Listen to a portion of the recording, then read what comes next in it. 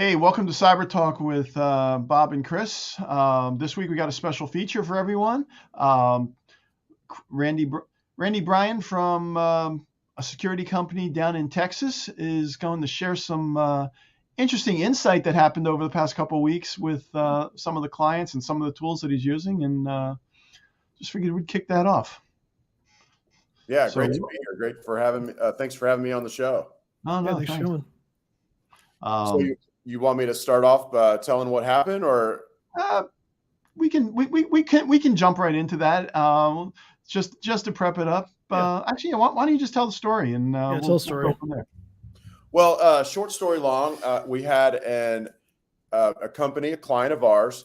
They're on our full stack cybersecurity solution, and he had an employee who left and then started calling his other clients. And that happens sometimes. It's probably in an industry where a lot of people know a lot of people, probably not a good idea. But anyway, he started doing it. And the owner of the company reached out to us because he was concerned that the ex-employee had stolen company data and was then going to use the company data to get other customers, which would be, that would borderline on the possibly being criminal. Okay. So he reached out to us and he's like, is there anything that y'all can do? It's another Texas company. We say y'all a lot. So anyway, he reached out to us. He's like, is there anything that y'all can do? And we're like, well, yeah, but seriously, we said, well, we'll go through his 365 logs and, I'll send you some of his logs and I will let you know, you can look through them and then let me know if you want to go any deeper. So I went in and we had logging turned on, and I went in and I basically pulled some logs that were basically just dealing with that one customer, with that one ex-employee's username. And it was in a spreadsheet form, and I sent it over to the owner. Just a couple hours later, he reached back and he was like, wow. And he wanted to dive a little deeper. And so we basically went into the logs and we were able to see the exact files that the ex-employee had been in. And we were able to see like what he downloaded, what he didn't download. Now, one thing you can't really tell, he could have had files open when they were using them in the course of business, could have made screenshots, but he's on a company-owned device. So he would have had to put those, into another folder other than one of the ones we're backing up that gets monitored. But short story long, it appeared that he had not specifically downloaded any company information. So we knew that he had called XYZ company, and we also could see in the logs that he hadn't specifically gone in and downloaded the XYZ folder. And we were able to narrow down his activity to his last few days. So we went all the way back, months in advance. Didn't see anything at all suspicious. We got down to his last few days, and he actually reached out to another employee and basically, I don't know how you say this, but basically it was like, hey, you want to go in cahoots on what's fixing to go down? He was fixing to leave and start another company. Yep. The crazy thing was she didn't really go along with it, but she also said, email me on my personal email address. And so they basically, at that point, the communication stopped and they took it offline. Yep. So that employee ended up quitting, basically over this. So you had the ex-employee reaching out on his way out. And then after he was out, reaching out from his personal email to her. None of it looked super suspicious, except that she had gone through and deleted all of her email. So we backed up the emails because the logs pointed us to her emails. So we got into the emails. We back up the emails. They're backed up 4 times a day. And so we saw this conversation going on and, hey, here's my personal email. And then she deleted everything.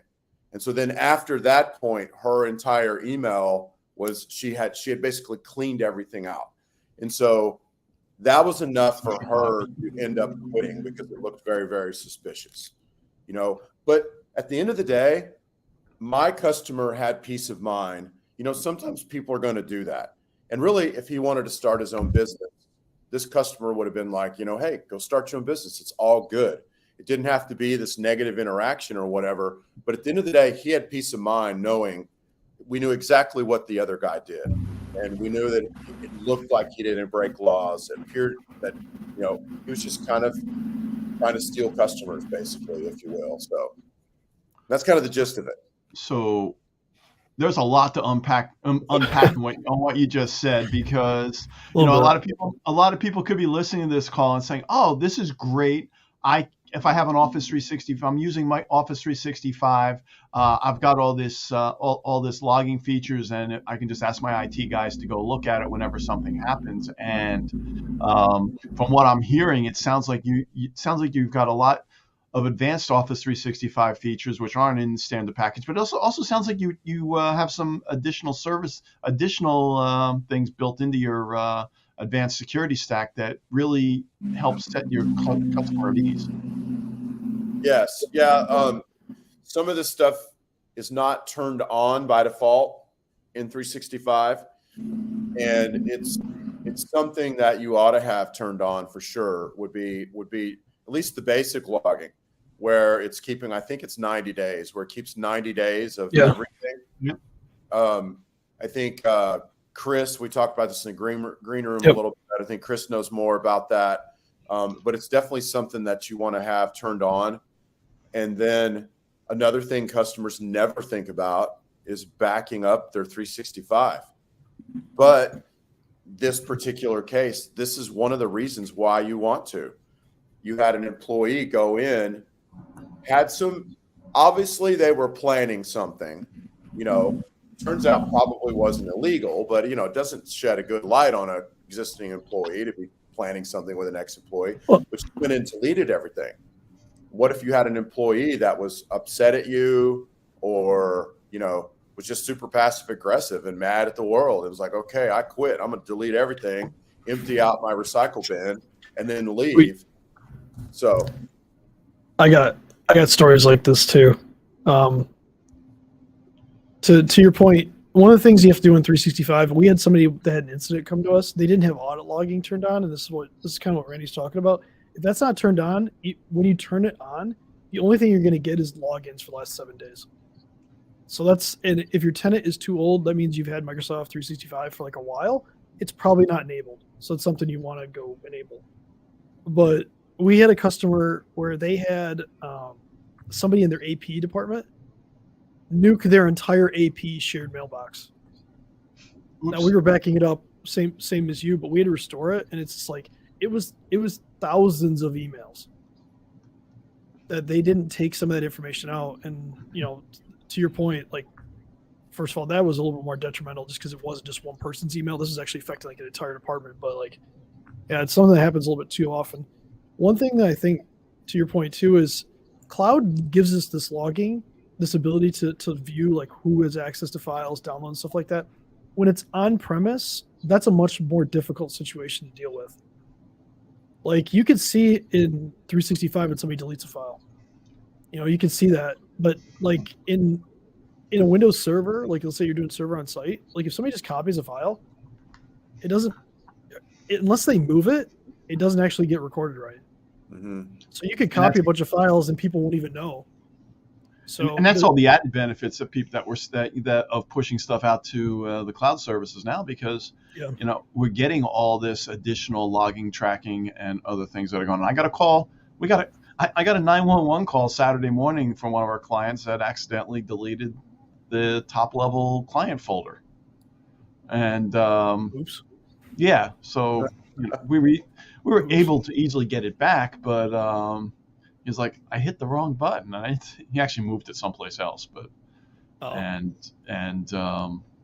but we got him back up. But no, back to the audit logging, Chris. The standard, what is it, $7 a month basic Office 365 email accounts. They don't have the right licenses and the right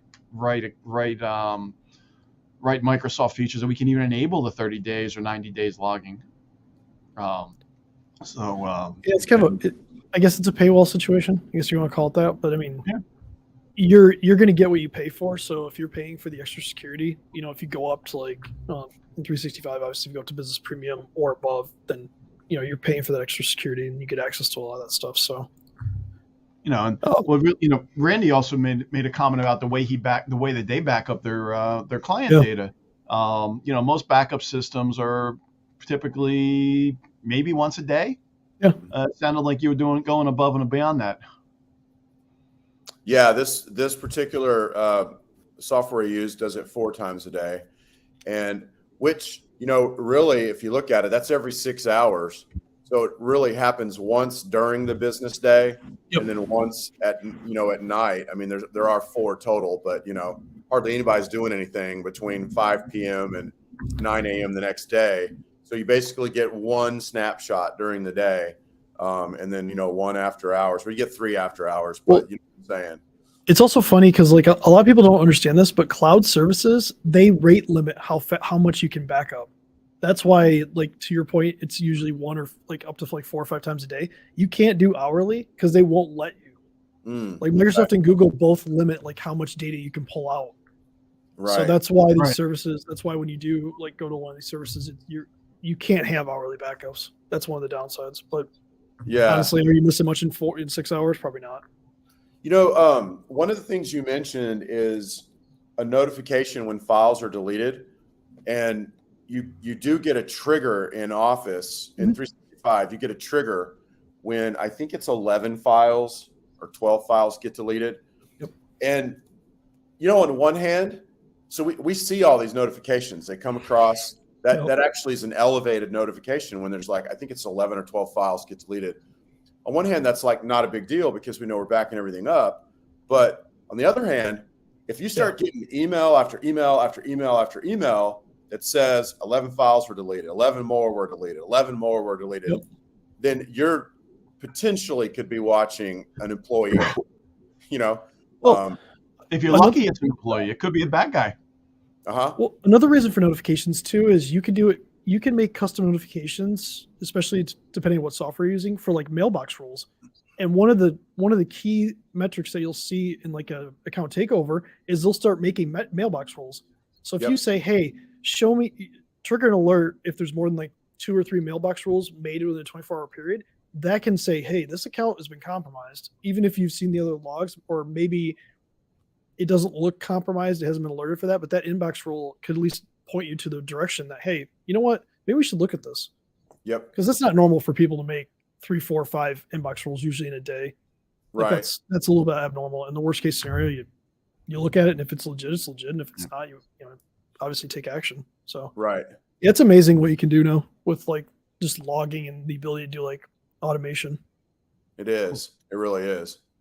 Cool. So, well, Randy, I know you've got a business to run and a company retreat, I think you said, but yes, that's all good. Thanks for joining us today. And is the pool indoors?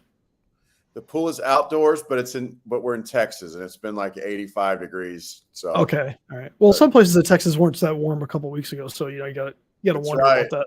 That's right.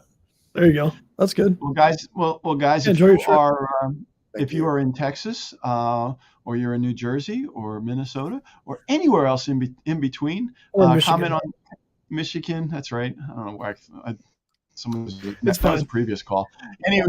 Anyway, comment below if there's somebody else, some other topics you would like to hear in the future be on here. And like I said, today was a special day. It wasn't just Chris and Bob ranting and raving, and Chris was kind of calm today. Oh, I got plenty to rant on. I was trying to let Randy. Okay. Let Randy tell the story. That's good stuff. This is important for people to hear. So until next week, Chris will definitely lighten us next week. Make sure that your Office 365 environments are safe, secure, and protected. And if you need help and your IT guys don't know, reach out to one of us, and we'll make sure that everything is covered. And before we go, the last thing I'll say is my trigger word for the week is GoDaddy. All right. Oh, yeah. We're done. Have a good week, guys.